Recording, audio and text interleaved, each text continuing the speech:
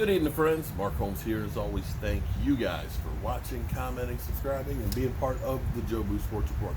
Without you guys, this literally does not work. I mean, literally, it does not work. I'm still covered with dust from the workshop there, working on all the shot glass racks and stuff. Thank you guys for ordering them because you guys don't know it. I keep getting so many comments from you great fans and saying, Mark, thank you for being here so I don't go crazy. Well, it's a two-way street. The fact that I'm here, being able to talk to you guys is keeping me sane as well. So thank you guys for being there for me. I'm so blessed to have all these racks and stuff to do, and it's fun because it's a challenge because people will come up with different ideas and things that they want to get done on them, and you know, we're working to get them out, and we're going to get out a bunch of them first part of the week. Well, on Monday. They'll be out Monday for it with the mailman. And the colored shot glasses, those are supposed to be in by the end of next week, so we'll get those out as well. So if you order a shot glass rack and new shot glasses, that won't go out till later on in the week. Sorry. It still takes some time to print it up. But we wanted to get it while the iron was hot, so to speak. But we're going to start doing, we have to Spread the Mojo, we have Keep Your Ass at Home, and now we got that one. So we almost have like a whole set. So we got to come up with a new idea. So if you have some ideas for some different shot glasses that you'd like to see, hey, it doesn't work without you guys. So be sure to leave a comment of some ideas of what you'd like to see on a shot glass. So Taco Charlton, former #1 pick of our Dallas Cowboys, who got traded to Miami Dolphins for a ham sandwich, was released by the Miami Dolphins, and he cleared waivers, meaning that his rookie contract is now null and void, and he is now a complete free agent to sign a new deal wherever, which is kind of amazing because dude got 5 sacks last year. Freaking helicopters. I hate these helicopters off the maple tree. Yeah, they drive me crazy. And I don't want them here in my fire pit. I should have put the cover on it. It's amazing because he was the #1 draft pick. He had 5 sacks last year, and he's unemployed currently.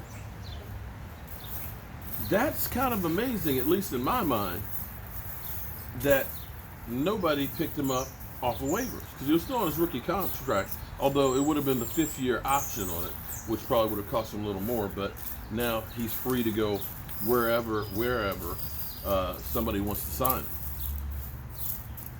You don't always hit on your draft picks, and that's just one of the few blemishes the Cowboys have over the course of the last 10 years, him and Morris Claiborne, although Morris Claiborne at least has a ring with Kansas City. So the question you have to ask is, did the Cowboys end up having deja vu with Tristan Hill? Tristan Hill, who already had problems before in college with coaches and authority, seemed to have had those issues last year as well.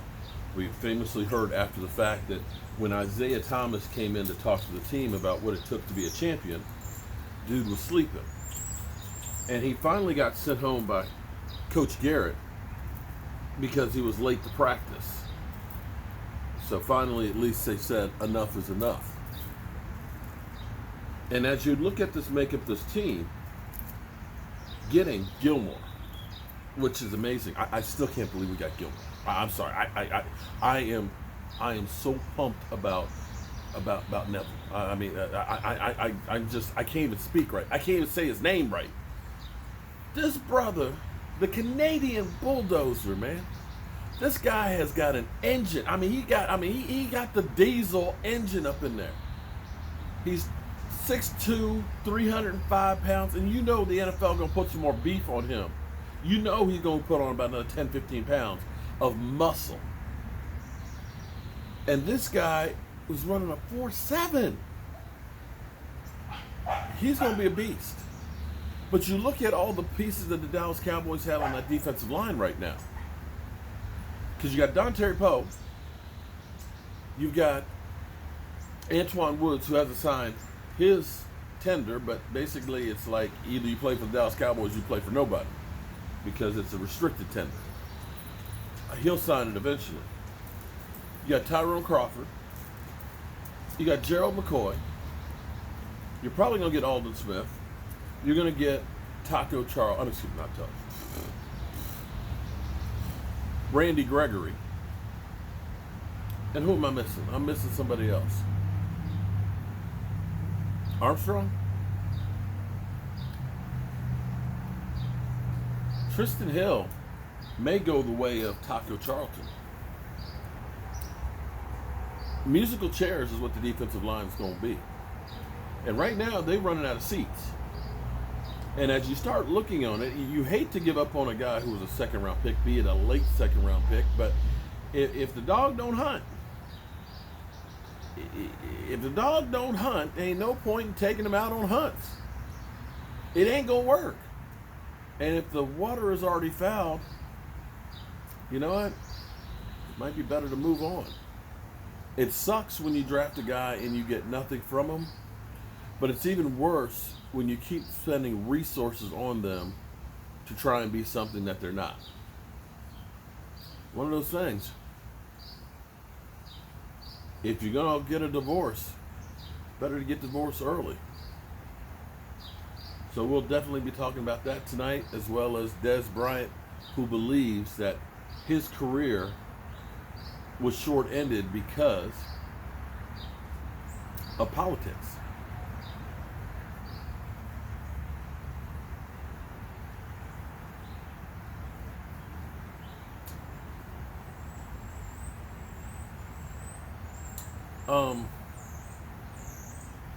Yeah.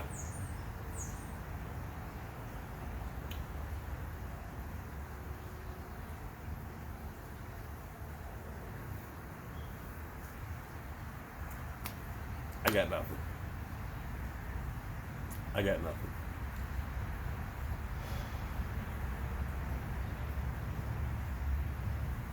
Dez Bryant's career with the Cowboys ended because performance and injuries.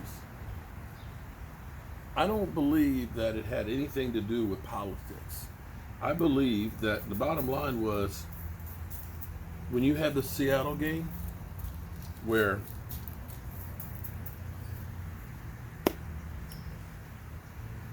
he was mad about not getting the ball.